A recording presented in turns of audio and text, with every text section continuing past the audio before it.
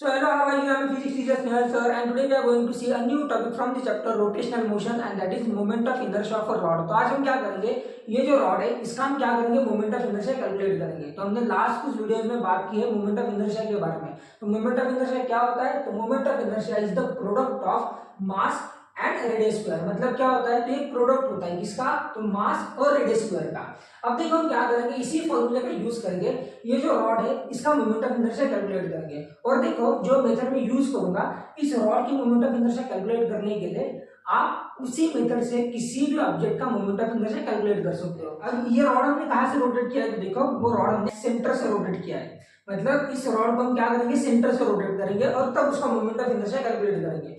और क्या करने वाले, इसी रॉड को एक एंड से भी रोटेट करेंगे और तब इसका मोमेंट ऑफ इनर्शिया कितना होगा वो भी कैलकुलेट करेंगे।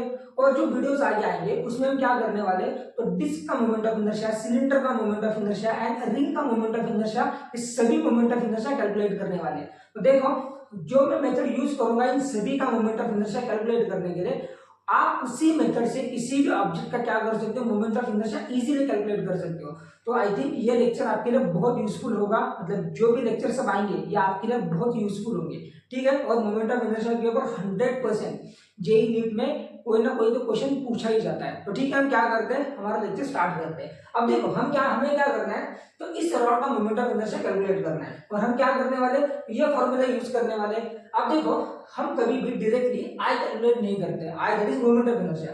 हमें क्या करना पड़ता है, तो इस रॉड को या फिर कोई भी ऑब्जेक्ट हो, यहाँ पे तो रॉड कंसिडर किया है, हमें क्या करना पड़ता है, उस ऑब्जेक्ट को छोटे छोटे सेगमेंट्स में तोड़ना पड़ता है।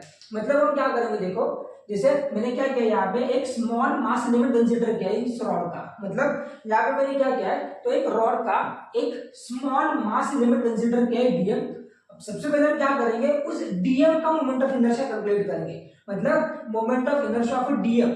तो देखो अब हम क्या करते हैं, ये जो डीएम है that is small mass element of the rod, उसका हम क्या करते हैं, मोमेंट ऑफ इनर्शिया कैसे कैलकुलेट करते हैं। तो देखो उसके लिए हम क्या करेंगे, तो यहाँ पे जो आई है ना उसको भी हम क्या करेंगे, तो छोटे छोटे सेगमेंट्स में कट कर देंगे। तो यहाँ पे जो आई है वो क्या बन जाएगा, डी आई बन जाएगा, that is moment of inertia of a DM. तो देखो D I is equal to DM into X square.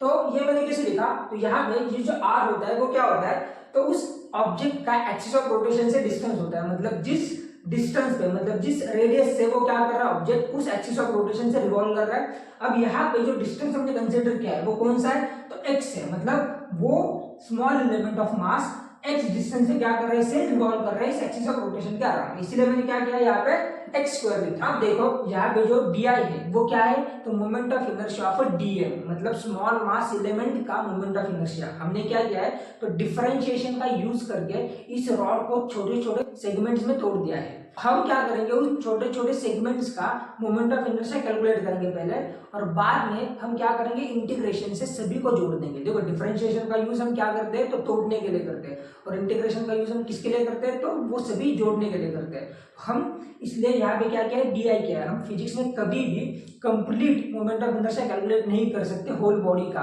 तो हमें क्या करना पड़ता है, उस होल बॉडी को छोटे छोटे सेगमेंट्स में तोड़ना पड़ता है और बाद में इंटीग्रेशन का यूज करके हमें सभी को जोड़ना होता है। इसलिए हमने क्या किया, यहाँ पे डी आई कैलकुलेट किया है इंस्टेड ऑफ आई। अब देखो हम क्या करेंगे, यहाँ पे डीएम को फाइंड करेंगे। अब डीएम क्या है, तो स्मॉल मास एलिमेंट है। अब वो कैसे कैलकुलेट करेंगे, तो उसके लिए हम क्या करेंगे, तो लीनियर मास डेंसिटी का यूज करेंगे, दैट इज लैम्डा का। देखो lambda is equal to m divided by l। ये क्या होते हैं, ये होते हैं आपकी linear mass density, that is the ratio of mass to l is called as a linear mass density. अब देखो इस फॉर्मूले का यूज करके हम सबसे पहले क्या करेंगे, तो dm कैलकुलेट करेंगे। देखो कैसे, तो ये l क्या है, यहाँ पे डिवाइड है, तो यहाँ पे जाके मल्टीप्लाई होगा। मतलब आपके पास इक्वेशन क्या आएगा, तो lambda l is equal to m, that is क्या होगा आपका m is equal to lambda l।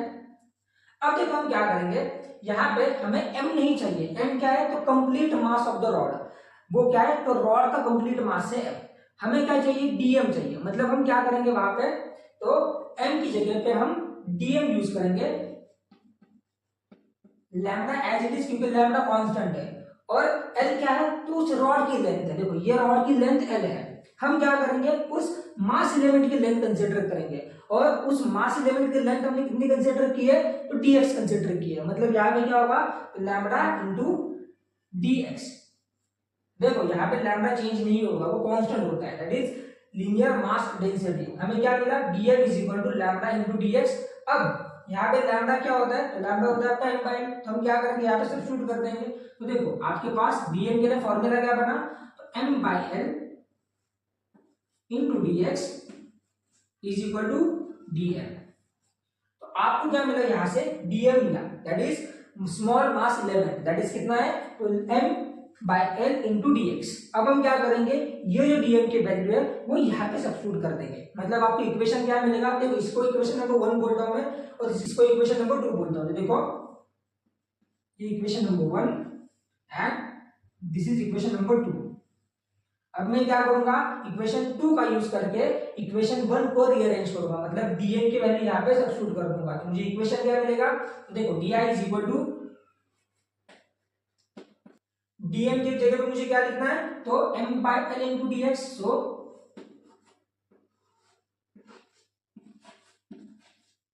Into X square as it is. मतलब आपके लिए di के लिए क्या फॉर्मूला बना, तो di is equal to m x square by l into dx। तो अब देखो हमें क्या मिला है, di मिला है। di क्या है, तो moment of inertia for dm। लेकिन हमें कभी भी di नहीं कैलकुलेट करना था, हमें क्या कैलकुलेट करना था, तो I कैलकुलेट करना था, that is moment of inertia for rod. That is I क्या है आपका, तो moment of inertia for rod है, हमने di कैलकुलेट किया है, मतलब बस moment of inertia for small mass element dm। तो हम क्या करेंगे, अगर I कैलकुलेट करना है तो हम इसको इंटीग्रेट कर देंगे। मतलब क्या, integration over di is equal to integration over ये पूरी टर्म। मतलब देखो किसे, तो integration over d I that is equal to होता है I is equal to integration over m x square divided by into d x.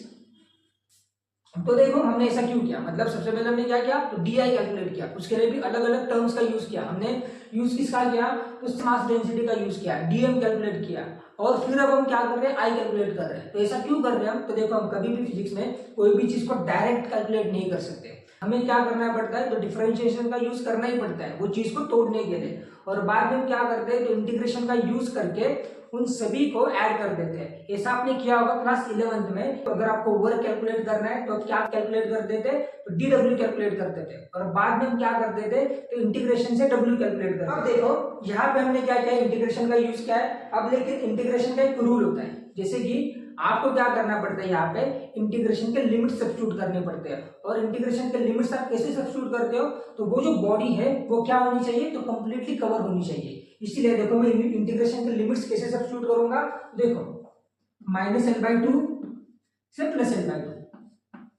इसमें क्या हो रही है, तो ये जो बॉडी है मतलब ये कंप्लीट रॉड ये क्या हो रहा है, कवर हो रहा है। कैसे, तो इस तरफ क्या है l/2 है, और इस तरफ क्या है, तो -l/2 है।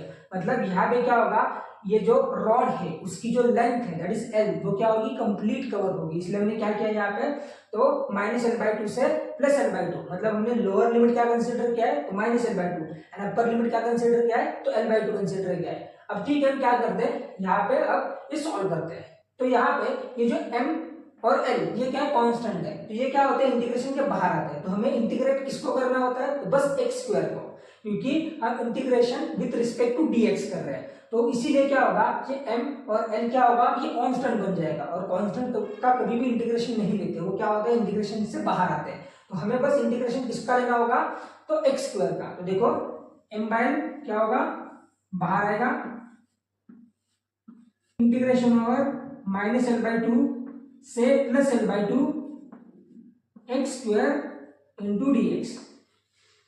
अब इसका इंटीग्रेशन क्या होता है, तो उसका एक फॉर्मूला होता है। देखो इंटीग्रेशन ओवर x⁻n dx का फॉर्मूला क्या होता है, तो वो होता है आपका x⁻n+1 डिवाइडेड बाय n+1। ये क्या होता है, तो ये होता है x⁻n dx का इंटीग्रेशन का फॉर्मूला। अब देखो ये फॉर्मूला हम यहाँ पे यूज करेंगे, और हम क्या करेंगे, एक्स स्क्वायर का इंटीग्रेट कैलकुलेट करेंगे। देखो तो क्या होगा, i is equal to m/l as it is अब यहाँ पे क्या है, एक्स स्क्वायर है, तो क्या होगा, X raise to 2+1 divided by 2+1, so X raise to 2+1 by 2+1, और इंटीग्रेशन के लिमिट्स क्या है, तो -l/2 से +l/2, that is equal to कितना होगा, तो m/l as it is x³ divided by 3। Integration के लिमिट्स क्या आपके, तो -l/2 से +l/2। अब देखो यहां से ये 3 बाहर आएगा क्योंकि वो कांस्टेंट है, मतलब आपके पास इक्वेशन क्या होगा, तो I is equal to m/3l x³, integration के लिमिट्स क्या है, तो -l/2 से l/2।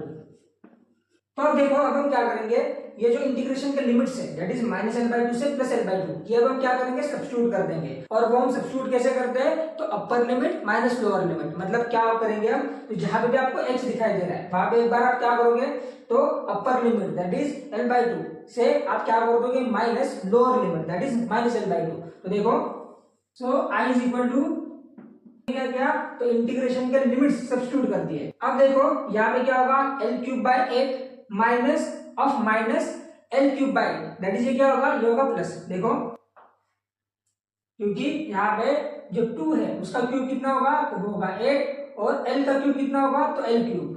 अब देखो ये क्या होगा, तो l³/8 प्लस l³/8, क्योंकि माइनस माइनस प्लस बन जाएगा। अब देखो, तो अब देखो इन दोनों का जो डिनोमिनेटर है वो क्या है, सेम है दैट इज 8, तो हम क्या लिखेंगे, l³ plus l³ divided by 8, क्योंकि इन दोनों का डिनोमिनेटर सेम है, तो हमारे पास आंसर क्या आएगा, तो देखो यहां से क्या होगा, ये 2 4 जा 8, तो क्या होगा, यहाँ पे 4 बचेगा, ये 2 चला जाएगा, और यहाँ से एक l और यहाँ से एक l कैंसिल होगा। तो देखो 2 4 जा 8, ये l कैंसिल, यहाँ से बचा 2।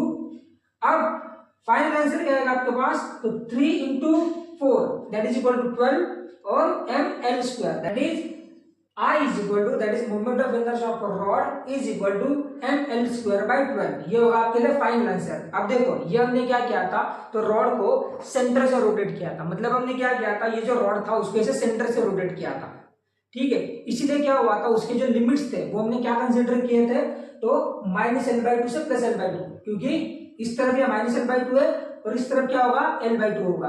पर अब अगर हम क्या करते हैं, तो रॉड को एक एंड से रोटेट करते हैं, मतलब यहां से ऐसे, मतलब उसका एक्सिस ऑफ रोटेशन क्या होगा, उसका एक एंड होगा। तो जब हम क्या करते हैं, इस रॉड को एक एंड से रोटेट करते हैं, तो हमें क्या करना पड़ता है, जो इंटीग्रेशन के लिमिट्स होते हैं वो क्या सब्स्टिट्यूट करने होते हैं, तो देखो वो करने होते हैं आपको l/2 से +l/2 नहीं, तब हमें क्या करना पड़ता है, तो आपको बस इंटीग्रेशन के लिमिट्स चेंज करने होते हैं, दैट इज आपका 0 से l, क्योंकि तभी क्या होगी, आपकी बॉडी कंप्लीट कवर होगी। मतलब अब हम क्या करेंगे, ये जो रॉड है इसको इस एंड से क्या करेंगे, रोटेट करेंगे। अभी बीच से क्या था, अब इसलिए हमें क्या करना होगा, तो इंटीग्रेशन के जो लिमिट्स होंगे वो 0 से l सब्स्टिट्यूट करने होंगे, क्योंकि अब हम क्या कर रहे हैं, इसको वन ऑफ दी एंड से रोटेट कर रहे हैं, मतलब कोई तो एंड से रोटेट कर रहे हैं। तो अगर हम 0 से l अगर इंटीग्रेशन के लिमिट्स लेंगे तो उसमें क्या होगा, ये बॉडी पूरी कवर होगी।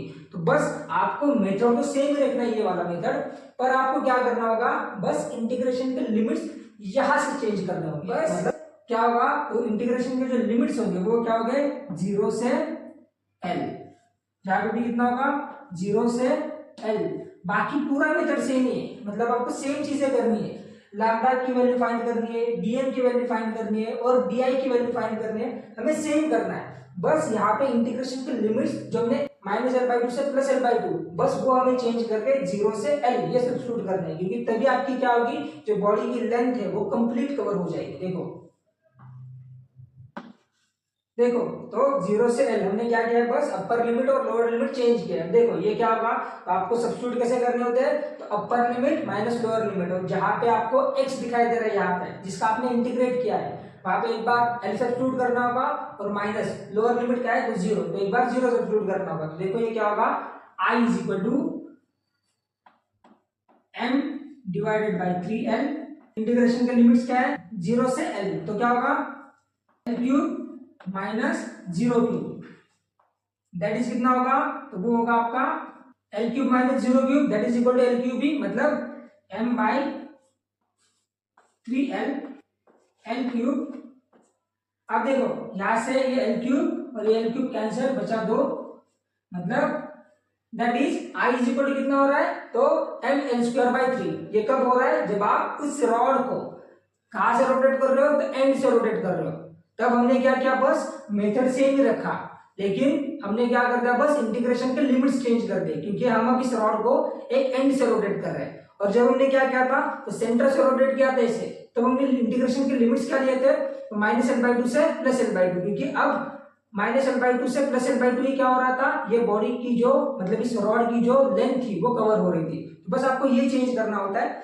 अब देखो ये सेम मेथड का यूज करके हम आगे जाके डिस्क का, सिलेंडर का और रॉड का हम क्या करने वाले, मोमेंट ऑफ इनर्शिया कैलकुलेट करने वाले, रिंग का भी मतलब हम सेम मेथड यूज करेंगे, बस थोड़े थोड़े चेंजेस होंगे। जैसे कि हम यहाँ पे क्या किया है, तो लैम्डा का यूज किया है, दैट इज क्या है लैम्डा, तो लीनियर मास डेंसिटी। अब बस हम क्या करेंगे, थोड़े थोड़े चेंजेस करेंगे, जैसे कि आगे जब हम डिस्क का करने वाले तब हम क्या करेंगे, तो सिग्मा का यूज करेंगे। और सिग्मा क्या होता है, तो सिग्मा होता है आपका मास अपॉन एरिया, मतलब सरफेस मास डेंसिटी। और जब हम वॉल्यूम का देखेंगे तब हम क्या करने वाले, तो रो का यूज करेंगे। और रो क्या है, तो वॉल्यूम मास डेंसिटी, मतलब मास अपॉन वॉल्यूम। तो बस ये थोड़े थोड़े चेंजेस होंगे, बाकी मेथड तो सेम ही रहेगा, मतलब हम डीए भी कैलकुलेट करेंगे और डीआई कैलकुलेट करेंगे उसके पास, बस हम क्या करेंगे, ये चेंज कर देंगे, बाकी पूरा मेथड सेम ही होगा। तो this is it for today. अगर आपको वीडियोस अच्छे लग रहे हैं तो प्लीज लाइक कर देना एंड चैनल को सब्सक्राइब कर देना, and thank you so much for your time.